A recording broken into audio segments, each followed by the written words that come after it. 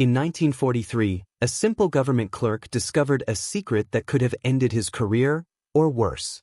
Instead, his next decision would save thousands of lives, reshape a nation's conscience, and remind us all why sometimes the greatest acts of patriotism happen far from any battlefield. The manila envelope sat unopened on Samuel Isaacson's desk, one of hundreds that crossed through the State Department's visa division each day. It was June 1943, and the war in Europe raged on with mounting reports of atrocities against Jewish populations. But here in Washington, in his small, windowless office, Samuel's world consisted mostly of paperwork, regulations, and the steady rhythm of rubber stamps marking documents approved or denied. At 58, Samuel had spent 32 years as a government clerk, a respectable career for the son of immigrants, even if it wasn't the one he dreamed of as a young man with literary aspirations. His silver-rimmed glasses, meticulously pressed shirts, and quiet demeanor made him nearly invisible in the bustling bureaucracy. Which was, perhaps, why he had been overlooked for promotions so many times. Or perhaps it was because he was Jewish, though no one would ever say so directly. Another special request from the ambassador, his supervisor had said that morning, dropping the envelope on his desk with barely concealed disdain. "Make sure it's processed by end of day." Samuel nodded, adding it to his stack. Special requests usually meant visa applications for wealthy or connected Europeans trying to escape the war, people with the right friends in Washington, the right bank accounts, the right backgrounds. The kind of people Samuel was expected to fast-track while thousands of others waited in a system designed to delay rather than facilitate. It wasn't until late afternoon that Samuel finally opened the envelope. Inside was a visa application for a Professor Heinrich Mueller and his family, wife, 2 children, elderly mother, seeking emergency entry into the United States from Switzerland. Attached was a handwritten note from the American ambassador.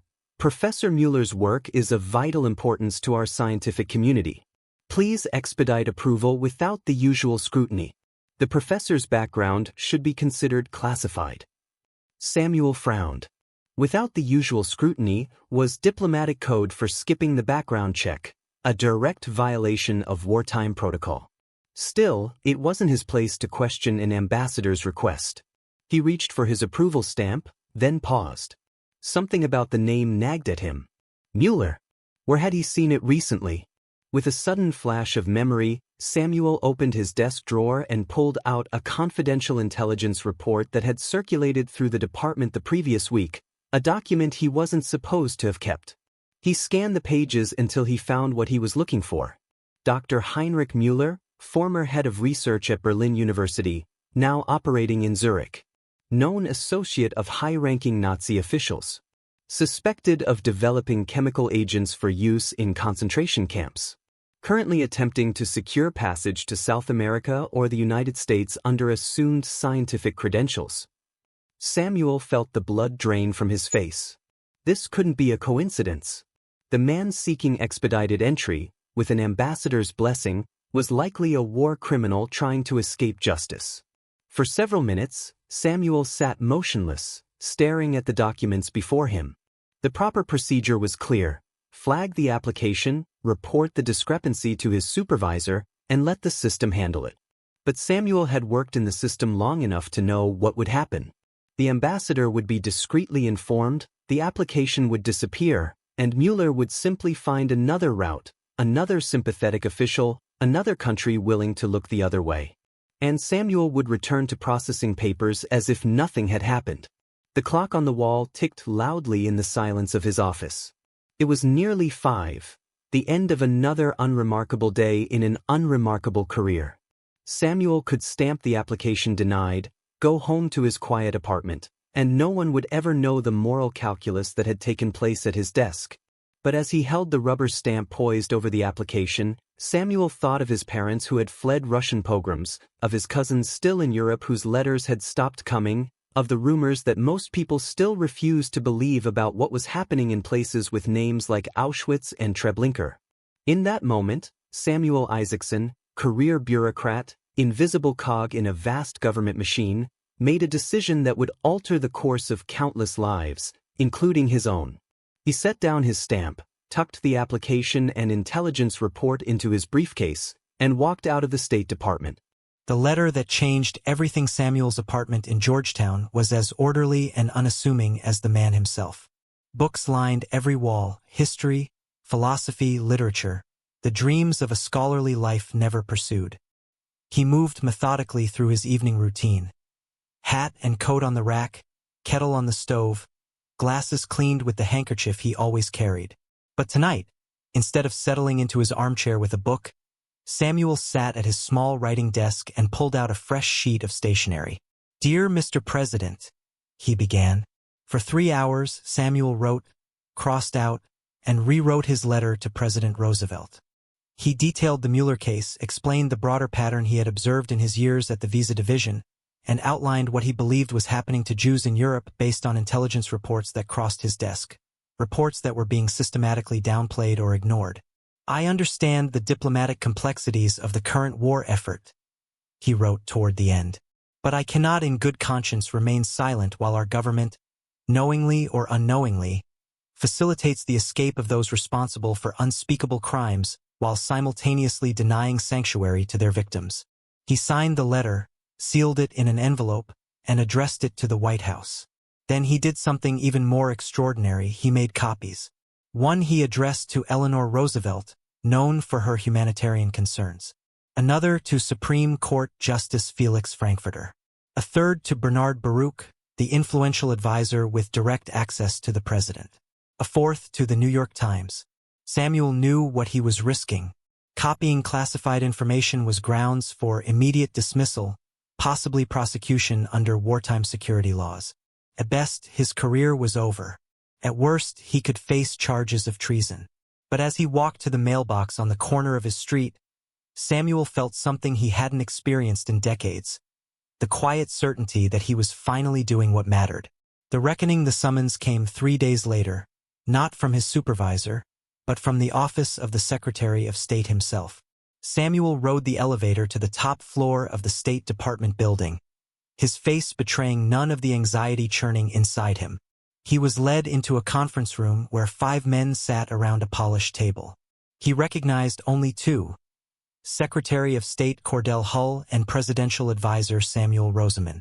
"Mr. Isaacson," Hull began without preamble, "do you know why you're here?" "I believe so, sir," Samuel replied, his voice steadier than he expected. "You sent classified information directly to the President of the United States, bypassing all proper channels. You made unauthorized copies of confidential documents. You violated at least 7 department protocols." Hull's face was impassive. "Do you deny any of this?" "No, sir." "Would you care to explain yourself?" Samuel had rehearsed this moment in his mind, prepared careful arguments about moral duty and humanitarian concerns. But facing these powerful men, words suddenly seemed inadequate. Instead, he reached into his briefcase and pulled out a thin folder. "These are the last letters I received from my cousins in Warsaw," he said, placing them on the table. "Miriam was a schoolteacher. Isaac was a doctor. They had 3 children." He paused. The letters stopped coming in 1941. He placed another document on the table, the intelligence report about Mueller. "This man helped design the gas used in the camps where my family likely perished. And we were going to give him a visa because an ambassador asked us to skip the background check." The room was silent. Samuel continued, his voice gaining strength. "For 2 years, I have processed visa denials for Jewish refugees with legitimate claims to asylum, while expediting approvals for wealthy Europeans with the right connections, some of whom, like Mueller, may be complicit in war crimes. I have followed orders. I have respected protocols." His eyes moved from face to face around the table. "But there comes a point where following orders becomes complicity." Secretary Hull leaned forward. "Mr. Isaacson, are you aware that your letter to the president has caused a diplomatic incident with Switzerland? That the ambassador in question has threatened to resign? That Mueller has powerful friends in our scientific community who were counting on his expertise?" "I am aware," Samuel said, "that doing the right thing rarely comes without cost." Unexpectedly, Rosamond smiled. That's almost exactly what the president said when he read your letter, Mr. Isaacson. Samuel blinked, unsure he had heard correctly. The president read my letter? Oh yes, Rosamond said. In fact, he read it aloud to several of us. Then he made some rather colorful remarks about bureaucrats with more concern for diplomatic niceties than basic humanity, and ordered an immediate review of our refugee policies. Hull looked less pleased. The president's enthusiasm for moral crusades sometimes overlooks practical realities, Mr. Isaacson. We are fighting a war on multiple fronts. We have alliances to maintain, intelligence sources to protect. With respect, Mr. Secretary, Samuel said, finding courage he didn't know he possessed. If we compromise the very values we claim to be fighting for, what exactly are we protecting? The meeting ended without resolution. Samuel was neither fired nor reassured. He was simply told to return to his duties while the matter was under consideration. For 2 weeks, Samuel continued his work, waiting for the other shoe to drop. Then, on a rainy Tuesday morning, he was again summoned upstairs, this time to a smaller office where a single man waited. Mr. Isaacson, said John Pelly, a young Treasury Department lawyer Samuel had never met. I've been asked to discuss something with you in complete confidence. What followed was a conversation that would change not only Samuel's life but the fate of thousands of European Jews still trapped under Nazi rule. The War Refugee Board Pelly explained that President Roosevelt, partly in response to Samuel's letter and similar concerns raised by Treasury Secretary Henry Morgenthau Jr., was considering the creation of a new government entity, the War Refugee Board. Its mission would be to rescue Jews and other persecuted minorities from Nazi territory. The president believes someone with your moral clarity would be an asset to this endeavor, Pelly said. Not in a leadership capacity, of course, but as someone who understands the system from the inside. Samuel could hardly believe what he was hearing. Rather than being punished for his actions, he was being recruited for a role that might actually make a difference. What about Mueller? He asked. His visa has been denied pending a full investigation, Pelly replied with a small smile. It seems the ambassador who sponsored him has suddenly developed a keen interest in proper protocols. Within weeks, the War Refugee Board became official, established by Executive Order 9417. Publicly, it was described as a humanitarian initiative. Behind the scenes, it represented a seismic shift in American policy, an acknowledgement that saving refugees was not just a moral imperative, but a central war aim. Samuel was assigned as a special liaison between the board and the State Department, tasked with identifying and removing bureaucratic obstacles to rescue operations. His first act was to draft new guidelines for visa applications, creating expedited pathways for those most at risk. The work was challenging, often heartbreaking. For every success, a family brought safely through Portugal, a group of children rescued via Sweden, there were countless failures, people they couldn't reach in time. The war's end in 1945 revealed the full horror of what had transpired in Europe, confirming Samuel's worst fears about the fate of his own relatives.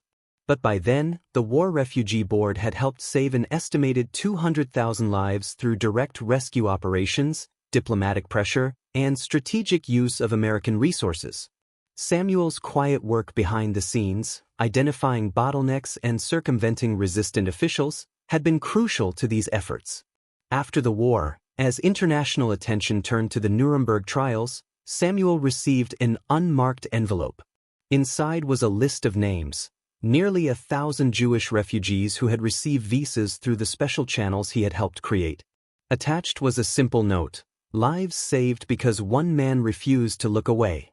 Samuel kept the list in his desk drawer for the rest of his career, a reminder that even in the largest, most impersonal bureaucracies, individual moral courage still matters.